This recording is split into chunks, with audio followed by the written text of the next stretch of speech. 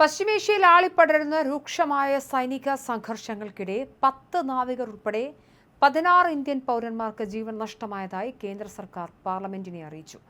മേഖലയിലുണ്ടായ വിവിധ ആക്രമണങ്ങളിലും അനുബന്ധ അനിഷ്ട സംഭവങ്ങളിലുമായി 75ഓളം ഇന്ത്യൻ പൗരന്മാർക്ക് പരിക്കേറ്റിട്ടുണ്ടെന്നും വിദേശകാര്യ സഹമന്ത്രി കീർത്തി വർദ്ധൻ സിംഗ് രാജ്യസഭയിൽ വ്യക്തമാക്കി. മേഖലയിലെ നിലവിലെ സാഹചര്യങ്ങളെക്കുറിച്ചും പ്രവാസികളുടെ സുരക്ഷയെക്കുറിച്ചുമുള്ള ആശങ്കകൾക്ക് മറുപടിയായാണ് സർക്കാർ രാജ്യസഭയിൽ ഔദ്യോഗിക വിവരങ്ങൾ വ്യക്തമാക്കിയത്. അടിയന്തര സാഹചര്യങ്ങൾ കണക്കിലെടുത്ത് ഇനി വിവരങ്ങളൊന്നും മറച്ചുവെക്കാനില്ലെന്നും പ്രവാസികളുടെ സുരക്ഷ ഉറപ്പാക്കുന്നതിൽ സർക്കാർ പൂർണ്ണ ജാഗരൂകരാണെന്നും അധികൃതർ കൂട്ടിച്ചേർത്തു. കൊല്ലപ്പെട്ടവരുടെ മൃതദേഹങ്ങൾ എത്രയും വേഗം ജന്മനാട്ടിൽ എത്തിക്കുന്നതിനുള്ള നടപടികൾ വേഗത്തിലാക്കിയിട്ടുണ്ട്.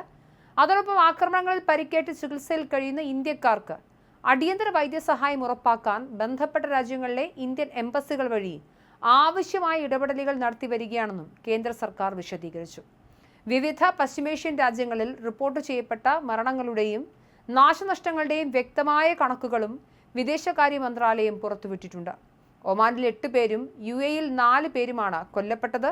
കൂടാതെ കുവൈറ്റിൽ 2ഉം ഇറാൻ, സൗദി അറേബ്യ എന്നീ രാജ്യങ്ങളിൽ ഓരോരുത്തർ വീതം മരണപ്പെട്ടതായി സ്ഥിരീകരിച്ചു. പരിക്കേറ്റ 75 പേരിൽ ഭൂരിഭാഗവും UAE, ഒമാൻ, കുവൈറ്റ് എന്നീ രാജ്യങ്ങളാണുള്ളത്. ഇതിനു പുറമെ ഖത്തർ, സൗദി അറേബ്യ, ഇസ്രയേൽ എന്നിവിടങ്ങളിലും ഇന്ത്യക്കാർക്ക് പരിക്കേറ്റിട്ടുണ്ട്. സംഘർഷങ്ങൾക്കിടെ ഖത്തറിലെ റാസ് ലഫാൻ ഗ്യാസ് പ്ലാന്റിലുണ്ടായ അപകടത്തിൽ 12 ഇന്ത്യൻ തൊഴിലാളികൾ കൊല്ലപ്പെട്ട ദാരുണ സംഭവവും കേന്ദ്രം ഔദ്യോഗികമായി സ്ഥിരീകരിച്ചു.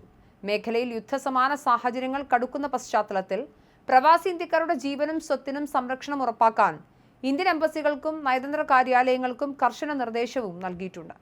പശ്ചിമേഷ്യയിൽ തുടരുന്ന എല്ലാ ഇന്ത്യൻ പ്രാദേശിക ഭരണകൂടങ്ങളും എംബസികളും നൽകുന്ന സുരക്ഷാ മുന്നറിയിപ്പുകൾ കൃത്യമായി പാലിക്കണമെന്നും അധികൃതർ അഭ്യർത്ഥിച്ചു. അതേസമയം യുദ്ധക്കെടുതി രൂക്ഷമായ ഇറാനിൽ കുടുങ്ങിക്കിടക്കുന്ന 2500-ലധികം ഭാരതീയരെ അയൽരാജ്യങ്ങൾ വഴി സുരക്ഷിതമായി നാട്ടിലെത്തിക്കാൻ കഴിഞ്ഞതായി വിദേശകാര്യ മന്ത്രാലയവും അറിയിച്ചു. ദുരന്തബാധിതരായ പ്രവാസികൾക്കും അവരുടെ കുടുംബങ്ങൾക്കും ആവശ്യമായ എല്ലാ സാമ്പത്തികവും നിയമപരവുമായ സഹായങ്ങൾ നൽകി വരികയാണെന്നും സർക്കാർ വ്യക്തമാക്കി. അതേസമയം വടക്കൻ കുവൈറ്റിൽ ഇറാൻ നടത്തിയ വ്യോമാക്രമണത്തിൽ ഒരാൾ കൊല്ലപ്പെട്ടു. ചൈനീസ് കമ്പനിയുടെ കെട്ടിടത്തിന് മുകളിലാണ് മിസൈൽ പതിച്ചത്.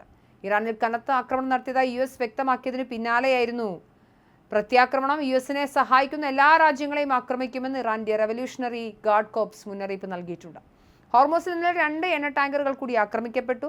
വ്യോമാക്രമണത്തെ തുടർന്ന് കപ്പലുകളിൽ സ്ഫോടനമുണ്ടായി.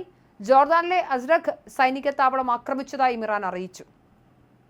ഈജിപ്തിലെ ദെമൈത്ത തുറമുഖത്ത് നങ്കൂരമിട്ടിരുന്ന US വാതക സംഭരണ കപ്പലിന് നേരെ ഡ്രോൺ ആക്രമണം ഉണ്ടായി.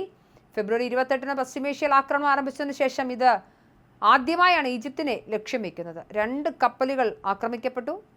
ഉത്തരവാദിത്തം ആരും ഏറ്റെടുത്തിട്ടില്ല. ഈജിപ്ത് ആരെയും കുറ്റപ്പെടുത്തിയുമില്ല. സൗദിയുടെ കിഴക്കൻ മേഖലയിലെ എണ്ണപ്പാടങ്ങളിൽ ഇന്നലെയും ആക്രമണം സംഭവിച്ചു.